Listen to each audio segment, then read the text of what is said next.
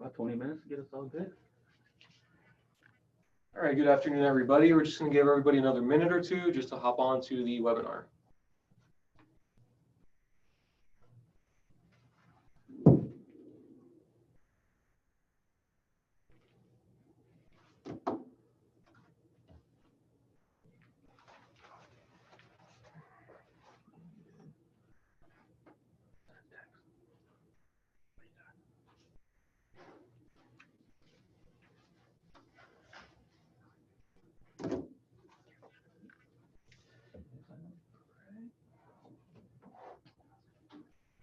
Want to make sure everybody here can hear me, right?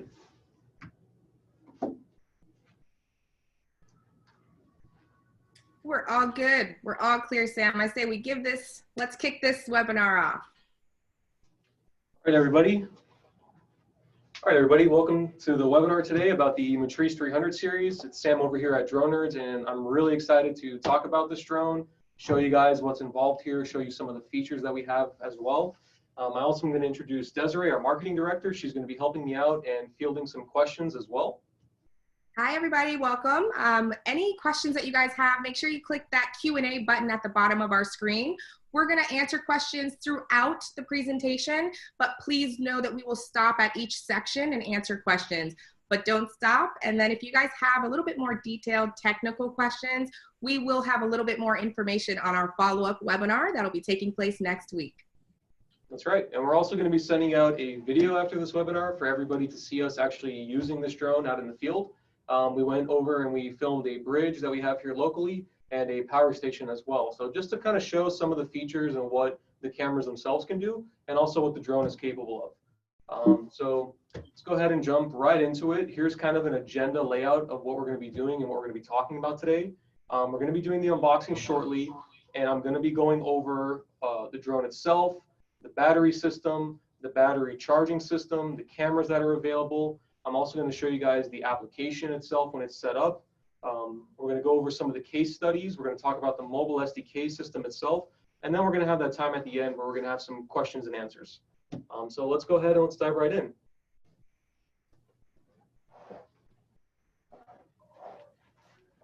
All right, guys. So we got the Matrice 300 series here today.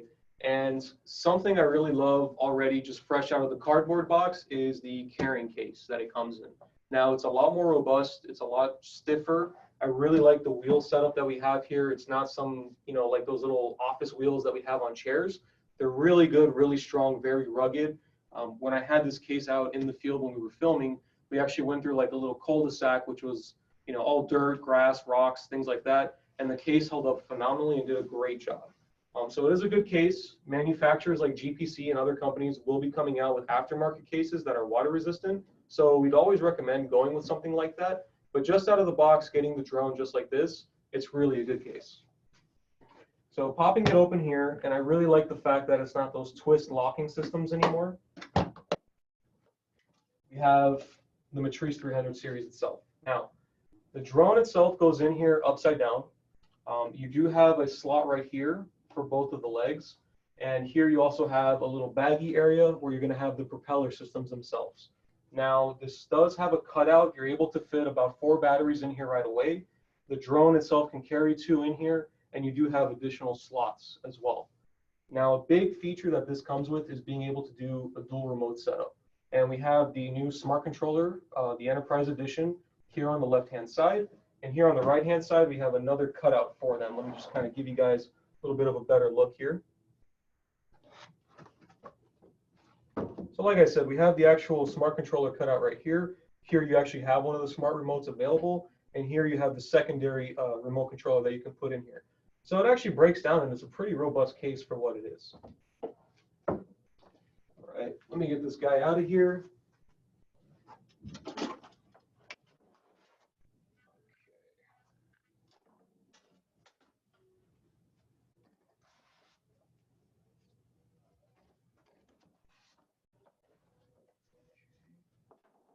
Set this stuff down.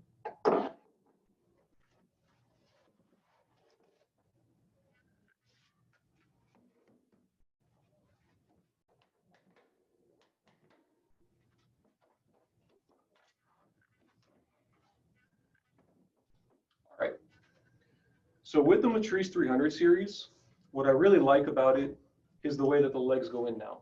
It's a totally different setup. It's not the click and plug in, just like the Matrice 200 was, where you had the little tab that pushes in, and you got to kind of find that right amount of give to make sure that they're locked. This itself is actually going to have a system where on the legs, let me just make sure that you guys can see this. On the legs here themselves, you can see that you have a little bit of a slant here, and it's going to be able to give you a little bit more clearance on here, and it locks right into place. And then here on the Matrice itself, you see that it's got the slots right there for the legs, and you can see all the sensors there as well. Okay, so putting it together is very simple. Simply just push it into place. Make sure it's snug. Put the adapters down, and you really only have to twist them in until they lock. Okay.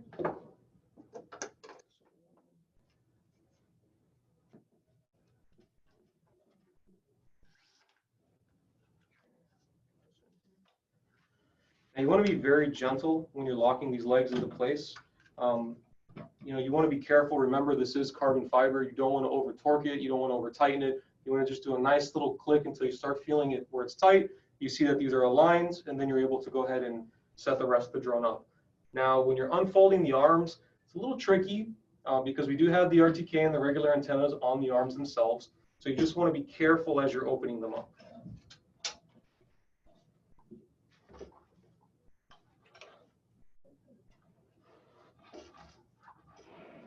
Okay. And just like the Matrice 200 series, these will actually lock and slide into place. Same thing, don't want to over torque this. You want to just give it to where it gives just a nice little snug feeling there, and that's it.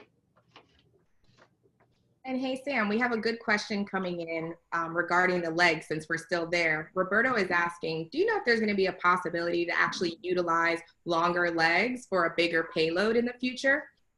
So we're not 100% sure about that. That's a great question.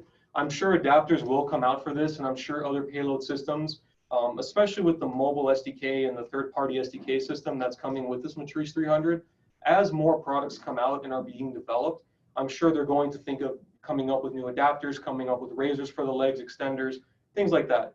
Right now, we're too young into the M300 series, so we're not 100% sure, but again, it's always possible and most likely will be happening. Okay, great. And one more kind of follow-up quick question. Would Sure. you be able to actually insert the legs while the drone was inside the case, since it is in the case upside down already? Absolutely. And that's a big thing I'd recommend if you guys are in the field or anything like that. Keep in mind, I'm working on a wooden table here. There's no dirt, there's no rocks, there's no grime. Definitely do it inside the case, or even put the drone on top of the case and insert the legs. Never really try to put this in the ground or anything like that, because remember, you have ventilation here, you have a lot of vents going on, you have the sensors themselves, so you do want to be careful with that. Thank you so much. I'll let you hop back in. Sure thing. So one of the key things that you guys need to realize here is the drone itself is not really that big. It's very similar to a Matrice 200 series. The arms might be a little bit longer, and that's just to give some more room for clearance for these props. The props are very large. It's very similar to an M600, where it has the unfolding propellers here. And right off the bat, the first thing that we notice here is the fact that the motors are on the bottom and we see the antennas are up on the top, right? So here on the top, we have the two antennas in the front. That's the dual redundant antenna system that we have. And then we have the RTK system here in the back, right? And again, they've done this and they've put the actual motor and propeller underneath because we have a full 360-degree camera sensors here. So we have collision avoidance in the front, top, bottom, side, everywhere. And these are the cameras that you're able to actually see right here. You can kind of see them right here up on the side, here on the top, and then again on the bottom.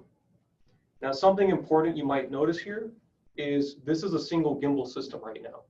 What you can actually do is you can take this off and you can put the dual mount system on there and plug directly into the USB port right there. So this does have interchangeable mounting systems available for them. And you do also have slots on here to be able to mount for a top mount as well. Okay. some of the features I do want to talk about, something I really enjoy and like about the M300 series is the fact that now on the back, when you're putting in the TV60 batteries, you have this connector here. So we don't have to worry about clicking them into place anymore. We don't have to worry about it's not locking into the mechanism itself. And the good thing about these batteries is they are hot swappable. So you can take one of them out, keep the other one in, and have the drone still on and running. Same goes with the camera system itself. You're able to hot swap the cameras as you go. But it's as simple as just pushing the TV60s into place, locking it, turning it on, and going.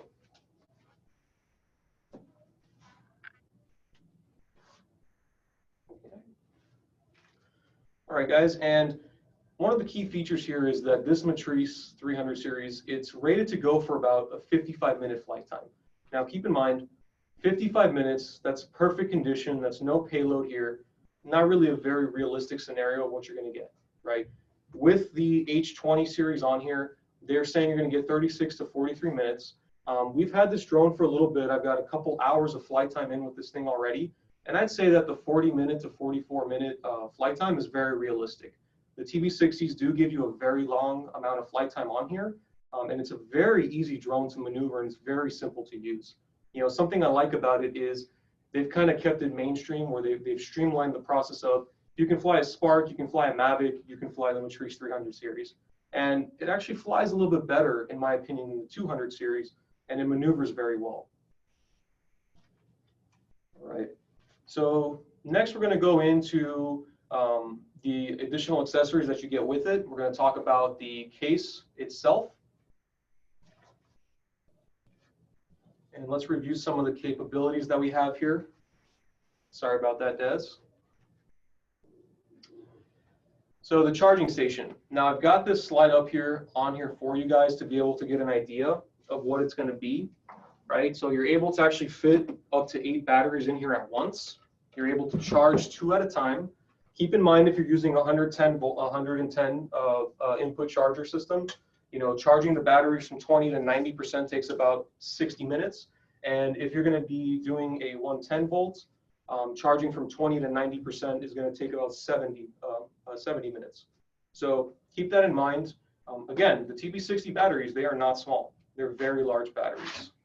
And Sam, speaking about these TV60s, we do have a question from Dan. He is trying to clarify that these will not operate on a Matrice 210. Is that correct? Correct, guys. So, you know, remember, this is classic DJI style. You know, new drone, new accessories, new equipment. Now, there are some things that you can take together and put together, right? The DRTK2, you can hook up the DRTK2 system to the M300. It's as simple as a firmware update, and then it's paired and connected to here, if you want to utilize the RTK system. The Z30 cameras. Z30s are able to be used on the M300 series. The same thing, it's a simple firmware update, making sure that it's paired correctly with the M300, and that's it. Finally, the XT2 series from FLIR, that's the only other camera that you currently could have on an M210 that will work on the M300 series. So keep that in mind. You know, there's not much and not very often does this happen, but these few cameras will actually work. Okay, and Armando has one more question about the TV60s. Sure. Do you know if they're able to be carried on a plane as of yet? No. So keep in mind, these are massive batteries. One of the drawbacks to that is the fact that you're going to actually have to ship these ahead of time to wherever it is that you're going. So definitely plan and make sure that you have time for something like that. You know, even with the case itself, you know, I would tell you put the batteries in the case itself. And we're going to go a little bit more in depth on that in a second. But, you know, that system, the TV60s, you're not able to actually carry on an airplane with you. Okay, perfect. Thank you so much. No problem. Give me a second here, guys. I'm going to take the M300 off the screen.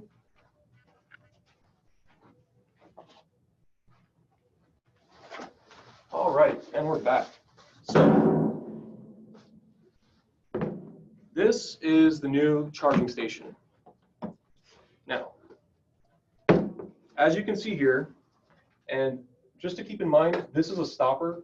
So what it actually does is it covers the input, the voltage input, but at the same time it acts as a stopper because you want to keep this case open as it's charging.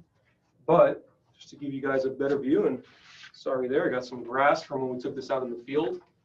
You're able to actually see that you have slots for 8 of the batteries, right? So it'll carry 8 batteries at a time. It's very simple to charge. You simply just turn the power button on and you're charging the battery systems up. Now, it only charges 2 at a time, so keep that in mind. But it also will charge the WB37 batteries, and you do have 4 slots here for the WB37 batteries as well. Now, I wouldn't recommend this being a way to transport your batteries around, even though it does have wheels, and you are able to extend the handle out. I still wouldn't recommend this being used for travel. The main reason being is that the TB60 batteries themselves, when they're in here, they're not really secured or locked in. They kind of just slide into place and begin charging. Very simple to take out. You have the connecting system right there on the bottom. You literally just plug them in, and that's it. There's really no security to them. They kind of just hold down on their own. So I would be very careful when you start thinking about traveling with this kind of a system. You know, I wouldn't really advise for it, but it's great for charging. And again, you want to make sure you keep this open while it's charging. It's a little bit loud when it charges because it's using a lot of power, and you have a lot of ventilation coming in here as well. So keep that in mind. And Sam, we do have Kelvin asking, is the charging case included with the drone purchase, or is this something that'll be sold separately as an accessory? Yes, so it does come with the Matrice 300 combo kit. That's a very important distinction. Now this drone, it's a little bit different from a 200. You can purchase the drone by itself, or you could get what I recommend, which is the combo kit. The combo kit's going to come with 2 batteries, the charging station, the drone itself, and the DJI Shield. Now Shield, you actually have to pick. There's 2 versions. There's the basic, which I believe is about a 5 to 7 business day turnaround time with DJI, and then there's the Plus, where you have about a 48 hours of them repairing the drone, getting it fixed, getting it back up in the air for you, or you can opt in for them to send you a replacement overnight. So that's an option that you have there as well. So keep that in mind when you're looking or shopping around for M300s or even inquiring for a price. There are different versions and different models available. So make sure you're watching that.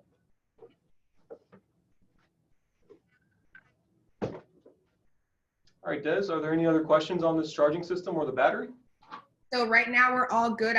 We have a good question. I know we touched on this a little bit at the beginning, and I know that we'll dive deeper into the presentation, but Logan is asking, as it stands, is the M300 being considered a replacement to the M200 V2 series? So, you know, is this for law enforcement, first responders, industrial, you know, inspectors, that? Right. So if you want to pull up those slides that we have talking about exactly that, and we'll just transition right into that. So this is a drone that has been designed to work mainly for first responders, for fire. It's great to be able to be used with inspection purposes, you know, but keep in mind, there's still a place for the M200 series, okay? The M300 has not been designed to carry something like the X7 camera yet. The X4S, the X5, the X5S, none of those cameras will actually transition over to an M300. So mapping and that kind of thing, doing orthomosaics, it's not going to really work very well on the M300 series. This has been designed more for search and rescue and inspection purposes themselves. So it does have a lot of features and a lot of benefits and a lot of pluses to it, but at the same time, there's still an area for the M200 series. Is it going away? Not right now, but you know, DJI is constantly evolving, constantly changing, and they've definitely put a ton of effort, a ton of work, and a lot of research into this M300 series. So I do see it becoming the new standard. You know, something to keep in mind is the drone itself is also IP45 rated, and the camera series are IP44 rated, meaning that these drones can withstand a lot better in the rain and any kind of direct contact with water coming at it as in like a jet stream sort of method versus the 200 series where it was kind of like a light rainfall, a slight trickle, you know, nothing more than that. Okay. And so I think it's really safe to say that from a flight and reliability standpoint, the M300 series is definitely going to give that M200 series a run for its money. Absolutely. Absolutely. Great. Great. Absolutely. All right, let's keep it going. Sure. So we're going to talk about some of the industry. So obviously we know DJI, they're kind of at the forefront when it comes to product safety and when it comes to data management as well. Now, data management is a really big topic that's been going on for a very long time now with DJI, but they do put things in place to make sure that All the data that you have is only for yourself. You have the option of getting US-based servers here. They also encrypt a lot of what they're sending with AES 256. So a lot of what's being collected is not going to be tampered with or stolen or anything like that by anybody else. Another thing that they build in for safety is geofencing. That's a very important aspect. It keeps us away from flying in no-fly zones around airports, around other aircrafts as well. And it's another feature that they've built in with the ADS-B. Now, in the video we're going to send, I did make a mistake in the way I mentioned the ADS-B. What I meant to say is it will receive data that there is another drone or another aircraft nearby. So keep that in mind. When you see the video, it's going to say there, hey, you know, it's sending and receiving data. What I meant was it is receiving the data from another aircraft nearby, and it's also letting other aircrafts know it's also being picked up that that aircraft is also nearby. So that's a clarification I want to make there as well. But going back to the slide itself of what we have here for some of the safety and features, you know, another really big thing that we have here is Flight Hub. Now, Flight Hub is going to be massive for first responders. It's great for anybody that's working in any kind of inspection industry because you're able to actually live broadcast and get real-time video feedback on what the drone sees, what the camera sees, and what the pilot himself sees. And you can get that broadcast anywhere you'd like, to a command station, to a mobile center, to a bear crawler that you have on a SWAT scene, anything like that. It can be used and it can be utilized here. And it is a feature and an option available to anybody that's running in the enterprise market.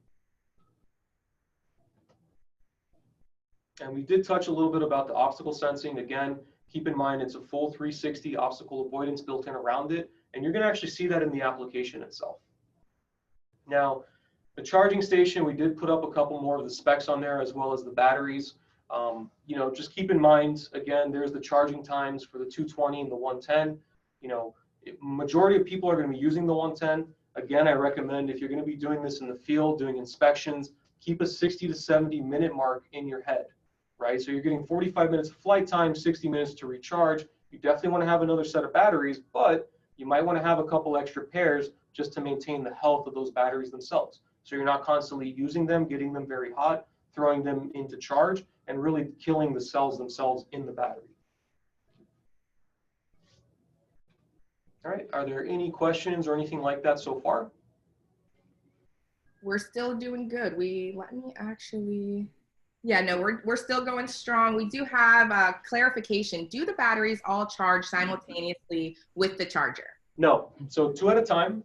You can put 8 batteries in there. You can put 4 WB37 batteries in there. But keep in mind, it's only going to charge 2 of the TB60s at one time and 1 of the WB37s at a time. Now, we're going to be talking about the new Zenmuse H20. So I'm really excited for the H20 series.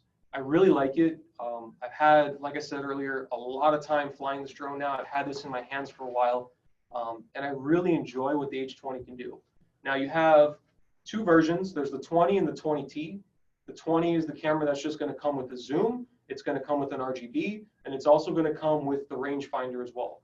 The T is going to give you the zoom, the RGB, the range, and thermal. So we do have some specs on there for you guys. The zoom camera is a 20 megapixel camera. It's offering you a lot of zoom on there, but you can go up to 200 times zoom. You're getting a 12 megapixel RGB camera in there as well. And then the thermal camera itself, it's very similar to a FLIR. So it's a 640 by 512, 30 hertz. And the actual lens itself is very similar to a 13.5 millimeter lens. So it's a very, very good thermal camera that's built in there side by side. And if we have a second here, I want to go ahead and show you guys how the H20 T itself will arrive. Perfect. And then Sam, while I'm transitioning, we do have a question regarding the H20 series. Wondering if radiometric images taken on the H20 can then be loaded into a software for thermal tuning and analysis. Yes, yeah, you can. Just make sure that the software that you're using is compatible with any of the thermal cameras that are on the market right now, such as FLIR, because again, that's something that if you're able to convert the FLIR images themselves, then you'll be able to do the same with an H20 T. Perfect. So this is the case that the H20 T is actually going to come in. Again, I really like the fact that DJI is giving us these hard cases. It's not going to have wheels or anything like that. This thing is tiny. But at the same time, it does seem very robust. It seems very sturdy, and it's actually very light. It's not a heavy camera at all. Pop the thing open, and here you can see the H20 system itself. Now you have a slot available for the camera. You have slots available to add more micro SD cards in there if you'd like to. And something I really want to touch on and I really want to mention, and it's actually very interesting. When we were using this camera in the field, you have an area, all the data, all the information, all the video is being saved to a micro SD card, right? You have that area right here in this slot. That's where the micro SD card goes on the H20 camera. But you're getting every single camera recording. So when you go and you pull out the micro SD card, you have the zoom camera running, you have the 12 megapixel camera running, you have the thermal camera running if you have the T edition. So that's something very important to remember. You're going to get 3 different files. Taking this off, I want to be able to show you guys, that's your zoom camera, this is your laser finder, this is your 12 megapixel camera, that's your thermal. All of this is compressed into one small camera system itself. Now it's not big, and I want to continue mentioning that it's very similar to the size of a Z30, maybe a little bit more pancaked than a Z30 was, but it's not a massive camera. But what it can do is very impressive. We have, like I said, the video we're going to be sending afterwards, I actually showcase everything that's on here. I show you guys how the camera systems work, how you can toggle between the different features. I kind of go in depth on a lot of what these features are, and we show you the drawbridge and we show you the thermal, the electrical side, the electrical plant, where we do a large thermal feed, and I do have radiometric features shown on there, giving you the different data points that are available on here. And Sam, I know that we talked about this previously before we hopped on the webinar, but we knew this question was going to come. How does the H20 series actually compare to the zoom of the Z30? So it's very similar to the zoom of a Z30. It does 200 times zoom on here. And remember, it's 20 megapixels. So it's actually a much better version itself compared to the Z30. The Z30 is a 2.1 megapixel camera. This is a 20, and it's built in with a 1-inch sensor. So you're getting a much better resolution built into this versus on the Z30's smaller lens that it has on there and the 2.1 megapixel. So you're able to get a lot more depth and a lot more clarity. And again, in the video that we're going to be sending after this webinar, I do showcase this. I do showcase it zooming up to 200 times. I do showcase being able to switch over to a thermal aspect afterwards and being able to zoom in with the thermal camera as well. The thermal camera offers 8 times zoom, same as a FLIR camera. So all of these features are built into this camera as well. And would you say that, and you can toggle that thermal capability, because you showed us that it has the thermal camera and the zoom built in, but can you actually toggle that feature on and off? Yes, you can. And that's actually a great time to transition to the new remote controller that's available here. That's going to come with the Matrice 300 series, because that's really where the toggle features are built in. Everything is very quick on there. It's a great remote controller. And we're going to go ahead and we're going to pull it out. And I'm going to show it to you guys right now.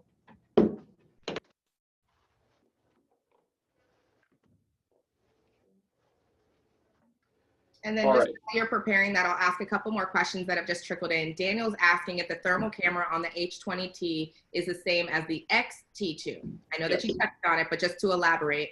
Yes, so it's very similar to an XT2. I'd say it's exactly the same thing, to be honest. It's a 30 hertz camera. So keep that in mind, 30 hertz refresh rate with a 13.5 millimeter lens. So very similar and very equivalent to a 13 millimeter XT2 640 512, 30 hertz. So keep that in mind as well. They are very similar cameras. And really the great thing is you're getting all 3 of these cameras built into one system. And when you guys start to inquire about the pricing and you start looking around, you're going to be shocked at how great that camera comes in price-wise and the capability-wise. And just a couple more questions for you, Sam. So Pete is asking, is there any way to actually deactivate the saving of one of the camera image files if you desire to only use one capability to really help with that storage capacity? Yes, and that's done directly through the settings itself. You just have to simply enable what you want to store and what you want to turn off. And again, it's just done right through the remote controller itself in the settings. Okay, and you would say that this is the H20 series compatible with the M210 series? No. So keep in mind, The only thing that's going to work, so it doesn't go backwards, right? 210s will work with XT2s, Z30s will go up to the 300, but nothing on the 300 series will move backwards to a 210. So the H20 series is only going to be utilized on the M300 for now. We don't know what DJI is working on. We don't know if they're going to somehow make it backwards compatible, but keep in mind, when we start talking about the SDK systems, there will be ports and things available that other manufacturers are making working with DJI to be able to integrate camera systems. Just like we saw XT1 being able to be integrated onto the Matrice 210 series, we could see something like that going forward. But again, that's just speculation right now. Okay, perfect. I'll let you hop into the demo. Sure. So this is the new Smart Controller Enterprise Edition. What I really like about the Smart Controller Enterprise Edition is not the fact that it's able to get 15 kilometers of range, which translates into 9.3 miles, and it's running off of 3 different systems. So it uses something called OcuSync Enterprise, and it's running off of these 3 different frequencies to be able to optimize the maximum amount of distance possible. But the cool thing about this remote controller is you can use dual operator mode. Now, what's great about that is as the drone is going, it can change from operator to operator.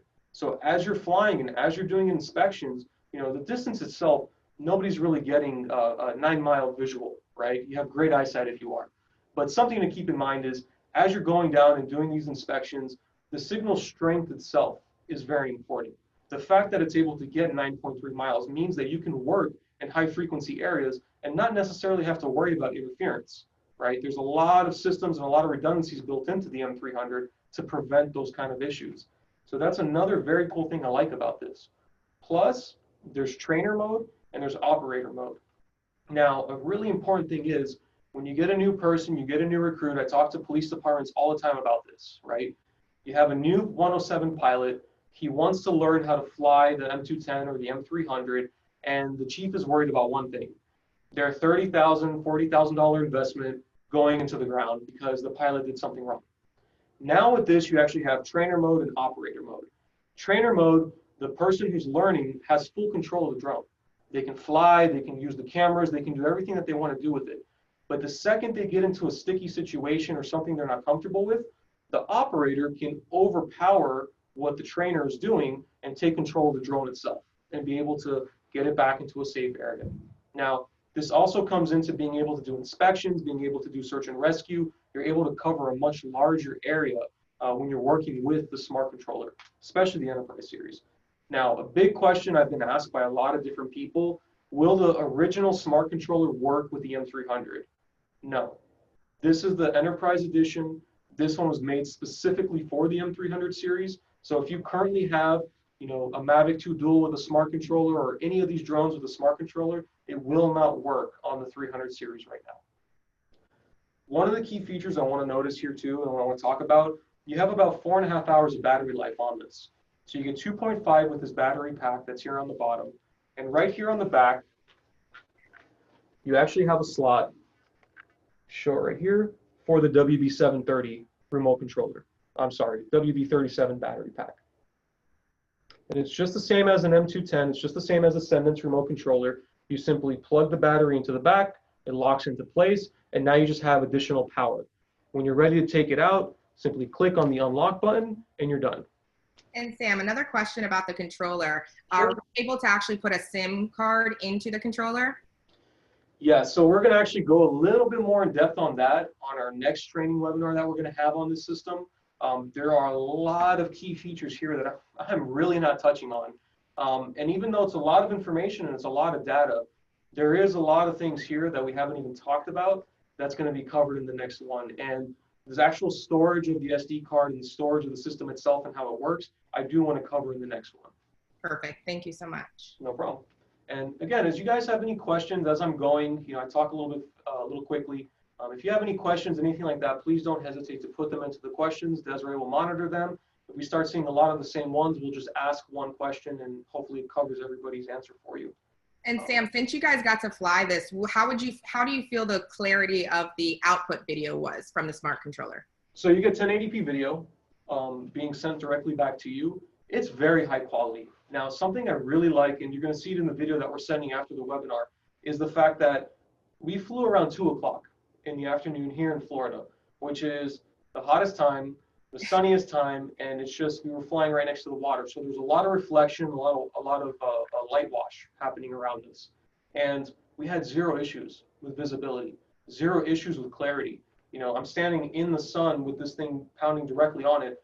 The smart controller itself did not get hot. It didn't overheat. I didn't get a warning. I didn't get anything like that. It was cooling the entire time. You know, the fan did turn on. You could hear the fan a little bit, but it was so faint, you barely notice. But the 1080p resolution that you're getting back was phenomenal. I mean, it's essentially HD quality that you're getting sent back to you.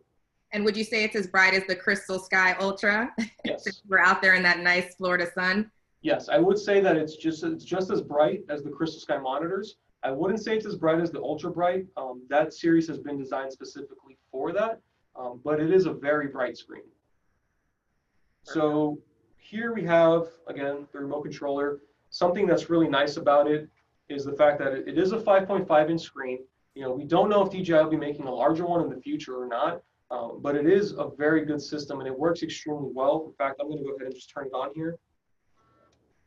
Again, keep in mind, you're going to be getting 15 kilometers of range with this, 9.3 miles. I'm just going to come around here for you. Okay.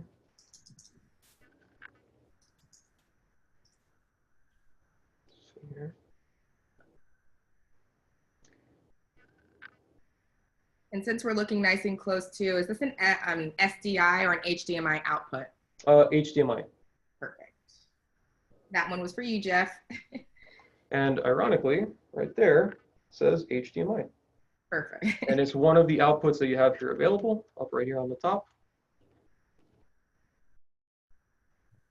And have you done any bit of digging about how this is actually working, how this system as a whole is working in a little bit more of a high temperature climate, something like in Arizona where you're getting that dry heat? We haven't had too many of that, to be honest. We do have some case studies available that we're going to mention towards the end, where a fire department actually worked with the M300 series, and where we also have a inspection electrical company. I believe they actually were out in Arizona or in California, if I'm not mistaken, one of the two, working in very temperate areas and actually performing inspections and not having any issues whatsoever with it. You know, when I was flying the drone and we were in the middle of the day, I didn't get any overheating errors. I didn't get any monitor sensor errors. I didn't have any problems whatsoever. The only thing that ever turned on was the ADS-B letting me know that there was another aircraft nearby.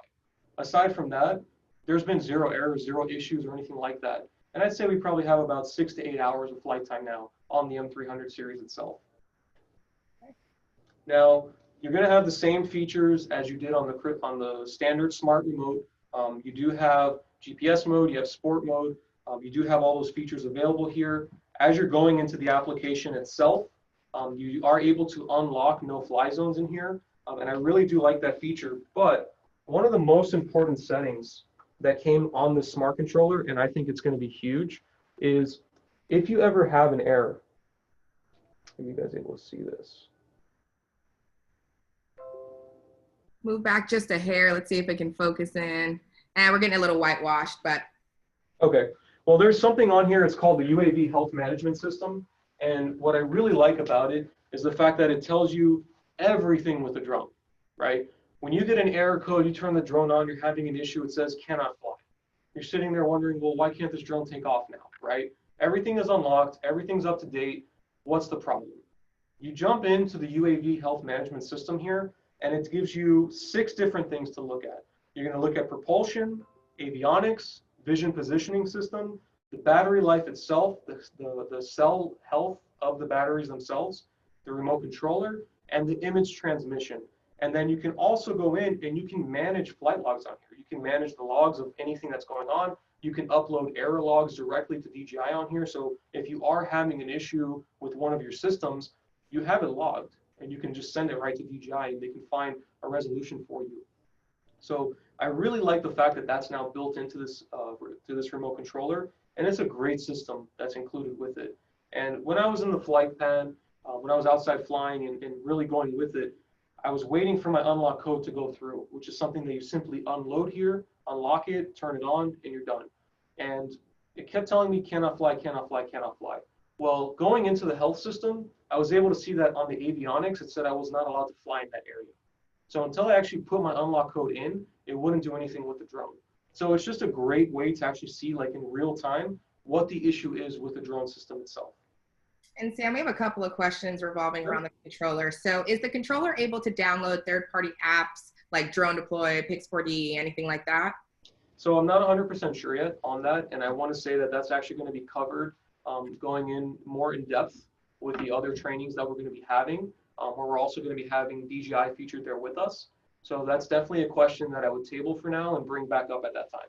Yes, we'll talk to you guys next Wednesday. Don't worry, we'll give you the details here at the end of the webinar. Not going to keep you in the dark. And does the controller run Ground Station Pro? So again, something I'm going to save for next week, because I do want to go a little bit more in depth with the applications and everything like that for that next webinar series. All right, you're good to go. Keep in mind, guys, this is like an introduction to the drone. You know, there's a lot of unboxing videos on YouTube right now. There's a lot of people that have gotten the drone, opened it up, kind of showing you the same features. But what I really want to touch on is more of some of the technical aspects, as well as showing you a lot of the features that are available with the drone. As we start getting more in depth and more technical, it's why we set up other webinars for this as well. So same thing, you do have your picture here, you have your recording button right here on the left-hand side. A great thing that I really did like was the fact that when I was flying the H20 and I was filming the electrical station, I was able to record video and take pictures at the same time. I was able to do a split screen on the thermal and on the regular RGB imaging as well. So just like an X-T2, you can do side-by-side view. Same thing with the zoom camera. I was able to preset the zoom, preload the object that I wanted to track and wanted to actually get a zoomed in view on, and switch from thermal directly over to zoom simply with a click right here. This button right here on the back. So this button right here, simply click that button and you can toggle through all three cameras instantly.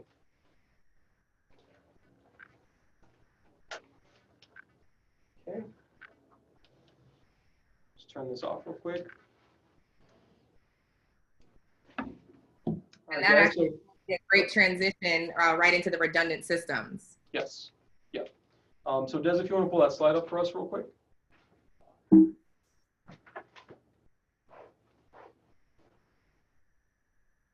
So again, we already talked about a lot of this, and it's something that I mentioned earlier in the video when I mentioned that, keep in mind, the antennas are on the top, the propellers and the motors are on the bottom, right? Now, you have dual IMU sensors, you have dual barometers on here, you have the dual RTK, the dual compass. Everything here is working in tandem to make sure that you're having not only an easy flight, but it's also making sure that you have a great connection when you're flying and receiving the data and getting that image transmission back to you. Same thing that comes into with the obstacle avoidance systems, you know, with the new 360 detection, being able to see what's around you and being able to actually maneuver around obstacles. It's just some of the great features that the new M300 series itself has. I just want to make sure there's no questions on that. Okay, no problem. And then going into the smart inspection stage. So smart inspection is a new thing that DJI has rolled out, right? You now have something called AI inspection, where you can actually go in, you can highlight, let's say you're looking at a resistor. You can highlight the resistor, geotag, date, get a timestamp of the photo, save it to the log, keep it on the AI tech, and then come back to that exact same spot, turn the feature back on, and the drone will go back to the exact same location, go back to the exact same camera settings and parameters, snap the same photo, and you can just do this continuously. Whether you're inspecting something every month, 3 months, 6 months, year, whatever. It's all saved there, and it's something new that's featured on the M300 series. And I think we have, oh, something I do want to mention. I was actually asked this question earlier by a client. So the new Waypoint 2.0 that's available on the Matrice 300 series, a lot of complaints I was getting about the M600 is that you're only allowed to do 99 waypoints. Now, on the new Waypoint 2.0 on the Matrice 300 RTK, you're able to do over 65,000 waypoints. So just something to keep in mind. And finally, we kind of covered this a little bit more in depth earlier, but advanced dual control, advanced dual operator, It's the same thing. You're able to still have one guy fly the M300, one guy working the camera system itself. That's why you have the FPV camera built into the M300 series as well. It's very clear. It's very visible. I want to say it's a 720p if I'm not mistaken.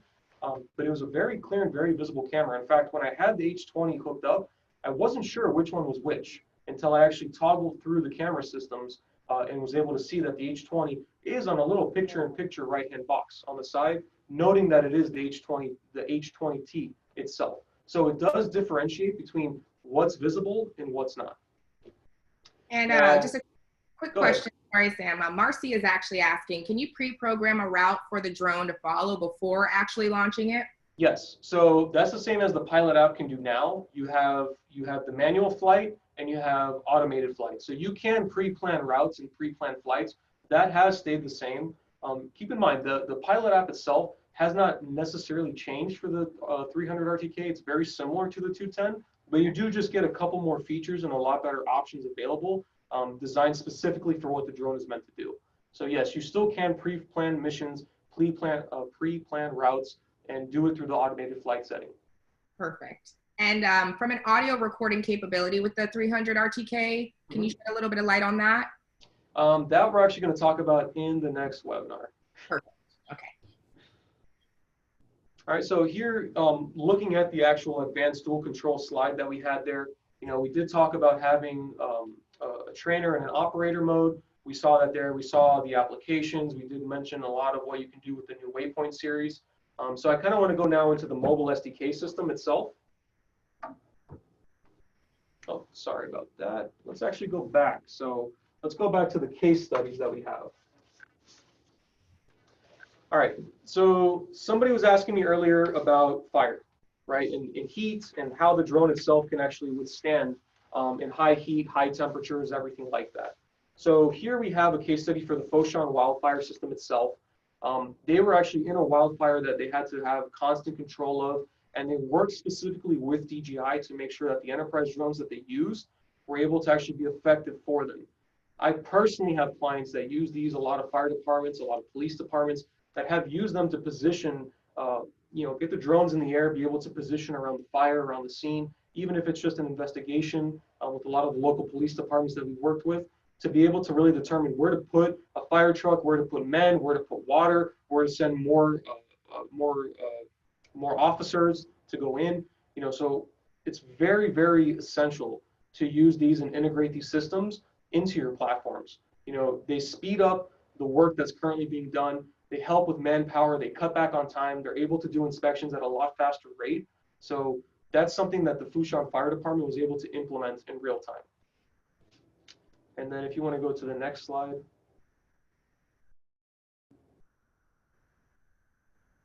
And I just want to make sure, are there any questions or anything like that?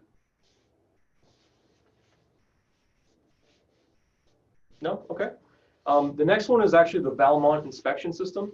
So Valmont inspection, they worked with the Matrice 300 RTK system. They worked with the H20 T system, and they were able to actually go, and actually if you look, and I believe we're going to include this video, if not, we're going to send it out as well.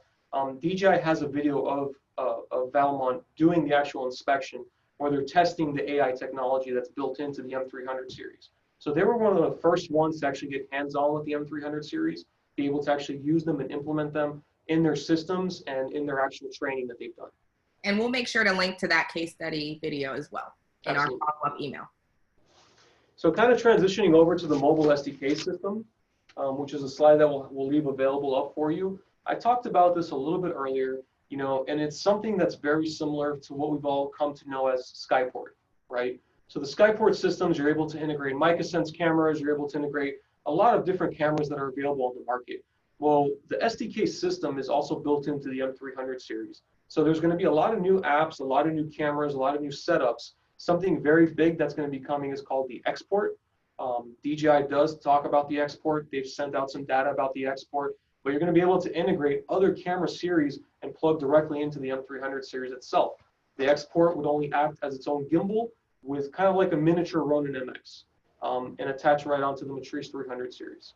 And something I want to really mention again, this drone can carry 3 cameras. Keep that in mind. The more cameras you add, obviously, the less flight time you're going to be having. But you're able to put up to 3 cameras on the system simultaneously. You're only going to get about 15 minutes of flight time, but if you're using 3 cameras, there's a reason why. Or you get the H20 T series and you have 3 cameras built into one. So with that, we're going to go to the Q&A section. Des, are there any questions that we haven't touched on, anything that we haven't answered?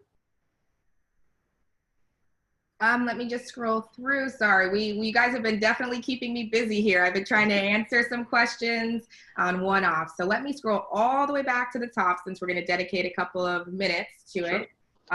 Something I want to remind you guys of is, if you have any questions that haven't been answered here, you can reach out to us. Definitely check us out on enterprise.dronenerds.com. Reach out to us on our website. Give us a call. You can ask for myself, Sam. You can ask for anybody on the enterprise team that we have here. My colleagues, Giovanni, Lucas, Jeff, any of them, Robbie, can all help you out here. No issues whatsoever. We're all trained. We all have had some hands-on time with the M300 series. We know what we're working with. We know what we're talking about. So if you guys have any questions, again, if it's not answered here, please feel free to reach out to us. Okay, perfect. So are the bottom cameras for the obstacle avoidance able to be disabled for a larger payload? And if yes, how? I have a feeling we might be talking about this next week. Next webinar series, we're going to talk about this. I will say there are slots available in the back of the M300 where it looks like you are able to put another payload system on there. So it does seem like there are going to be bigger cameras available to be used on the M300 series itself. Okay, perfect. Do you know if they're going to be able to do any aerial site mapping with the RTK, like the Phantom 4 RTK? That's what we're going to talk about next week. Okay. And honestly, a lot of these kind of fall under that same realm. So I think it is safe to say that we've had a very successful webinar, and we just want to thank each and every one of you for actually joining us here today. We will be having a deep dive webinar co-hosted with DJI next Wednesday at 2 p.m. That's Eastern Standard Time. You'll see myself, you'll see Sam again, and we again will be joined by a representative from DJI to help us really dive deeper and really explore the technical aspect of the Matrice 300 RTK as well as the H20 series. So if you have nothing further, Sam, I think we're all clear, and we thank each of you for your time today, and we hope that each of you stay safe. Absolutely, guys. Thank you again. Thank you for the time. Thank you for logging in and watching me ramble on about the M300 series. We're really excited to have you here at Drone Nerds. We're really excited to be one of the first ones to be able to get hands-on with it. And again, any questions, any concerns, call in, ask for myself, ask for anyone on the enterprise team. We can help you out. Check us out at enterprise.dronenerds.com. Check out our YouTube channel. And Desiree, I believe we're going to be sending that video out that I mentioned probably 100 times in this webinar to everybody. So definitely watch out for that email, guys. Watch out for the next webinar series, and we'll see you next time. Thank you. Great. Thank you, guys. Have a great rest of the day. Bye-bye.